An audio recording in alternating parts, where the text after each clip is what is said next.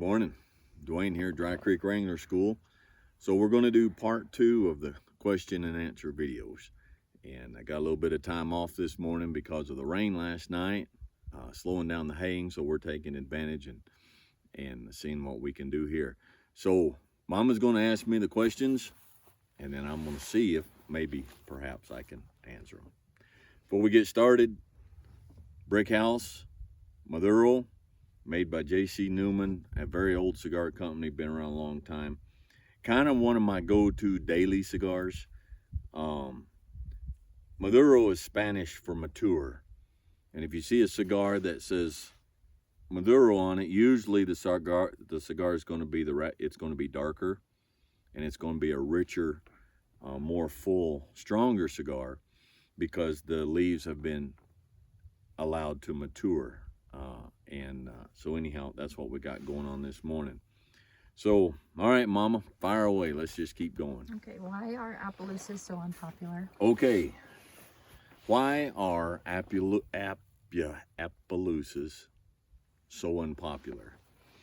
I'm not an authority, but this is just a little touch of history, and there's people on this channel that are way more knowledgeable than I am and can add or correct me on this, okay?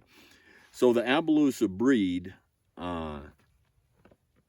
as used to be, was developed by the Nez Perce, or you read it Nez Perce, Indians, all right? Or Native American tribe. And you've probably heard the story of Chief Joseph and his fleeing to Canada and the U.S. military chasing him. They had huge herds of these horses. Well, the U.S. military came to the point when everything was said and done, they rounded up a bunch of these horses and slaughtered them. And so the original Appaloosa, there weren't very many left. They almost destroyed the breed. And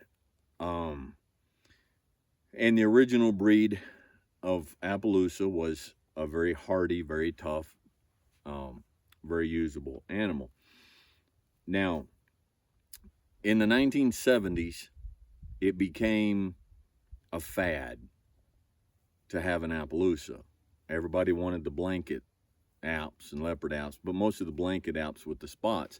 But it wasn't a large breed left, and a lot of the best of the breeding stock had been destroyed. So people started breeding, and they did not breed for conformation. They did not breed for the mind. They did not breed for athleticism. They bred for spots. And so it really diminished the quality of the breed. And then they started breeding Appaloosas to better quality stock, like quarter horses, in order to put spots on quarter horses.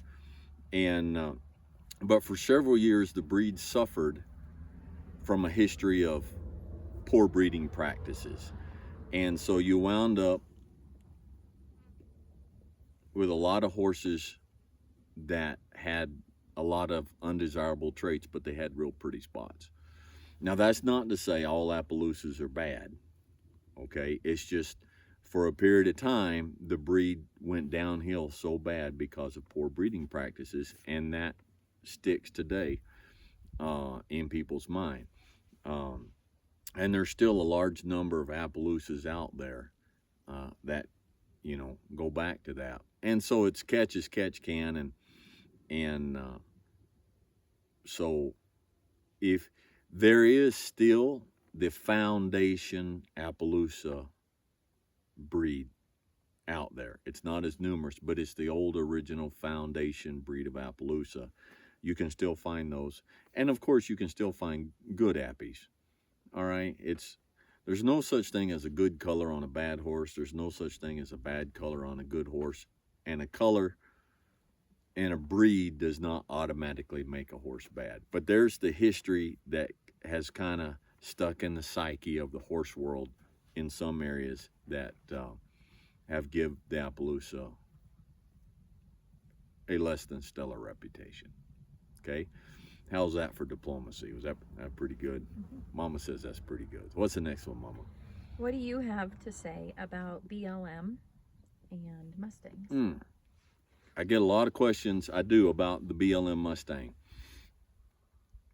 I have never ridden a bad Mustang. Never. I'm not saying there's not any, but the Mustang, people say they're small, they're scrubby, they're, but the deal is the Mustangs, of course, well, I don't want to go too deep into this, but the Mustang that's out in the wild today, that is alive today, is alive because of natural selection. Only the tough and the hardy can survive. There's the old saying, no hoof, no horse. Well, a horse cannot survive out in the wild if it doesn't have good hard hooves, if it doesn't have a certain level of range-wise about it. The Mustangs I've ridden, you can't ride them off in a ditch. I mean, they're not going to trip and stumble out there. They watch where they put their feet, and they're range-wise, and they're not dumb.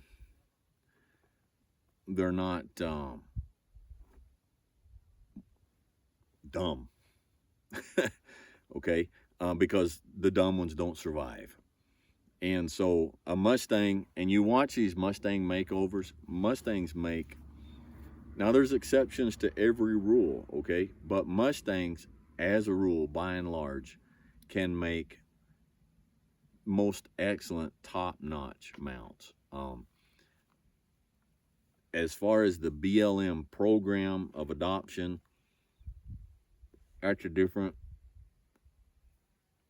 that's a big political, cultural rat's nest.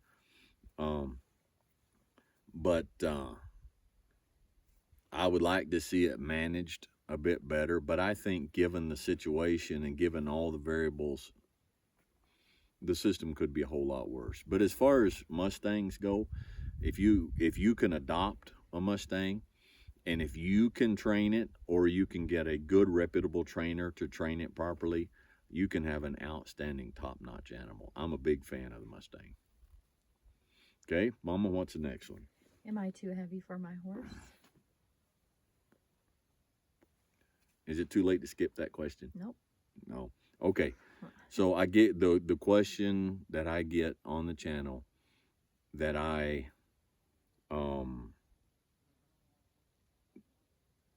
Avoid.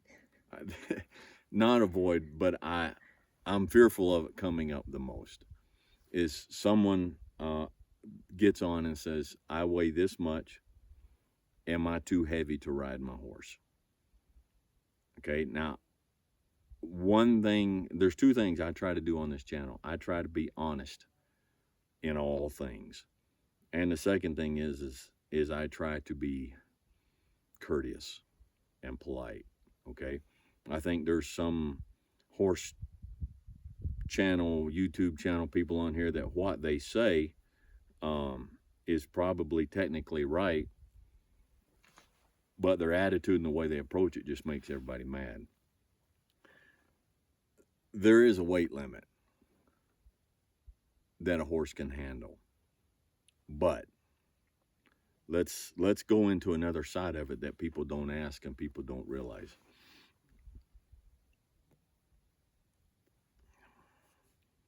It's not just a question of how much do you weigh. It's not just a number. We've got to get away from this idea in the horse world that there's a number written down. A bigger issue is not the number on the scale. It's your BMI. It's your body mass index. Okay? It is your weight in proportion to your height and how you're built and how you carry that weight. Now, when you get up to your weight and then the weight of your saddle and the weight of your gear gets up to 400 pounds, no. I'm sorry, but no. It doesn't matter. But let's say, I mean, there are a lot of riding places where you can go to rent horses. I mean, they cut off at 200 pounds. And, or, 230 pounds or whatever. But let's take 200 pounds so I can illustrate this body mass index. Okay. A man comes in, or a woman. Okay. So someone, oh, here come the colts heading to water. Just, can you see them, Mama? They'll probably go right behind me. Yep. There they go.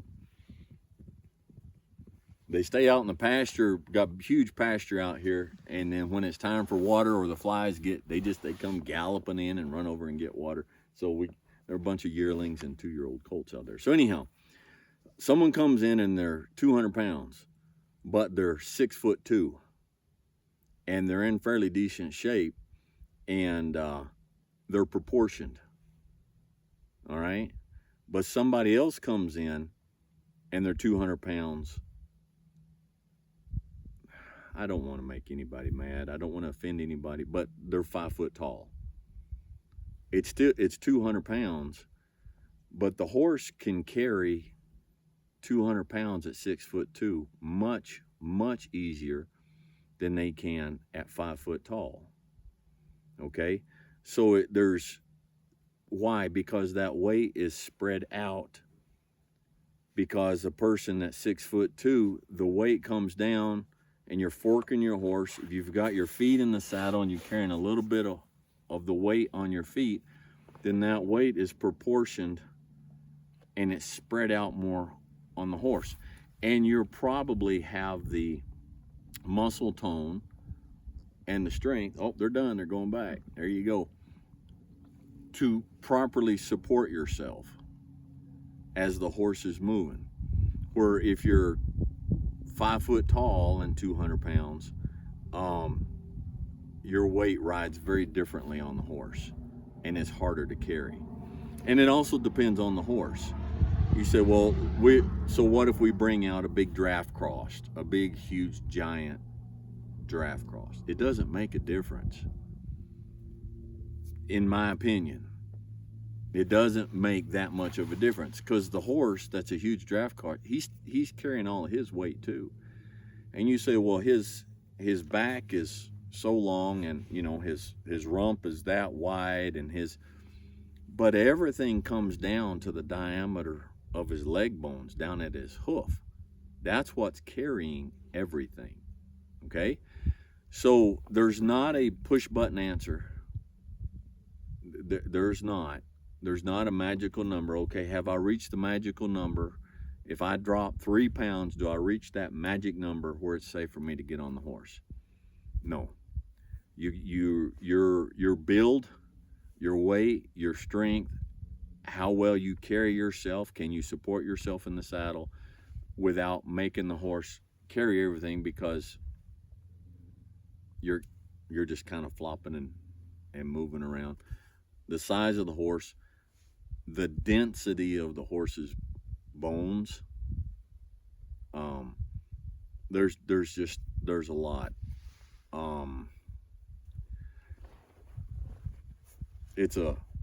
Answering this question is a lose-lose proposition for me. But let's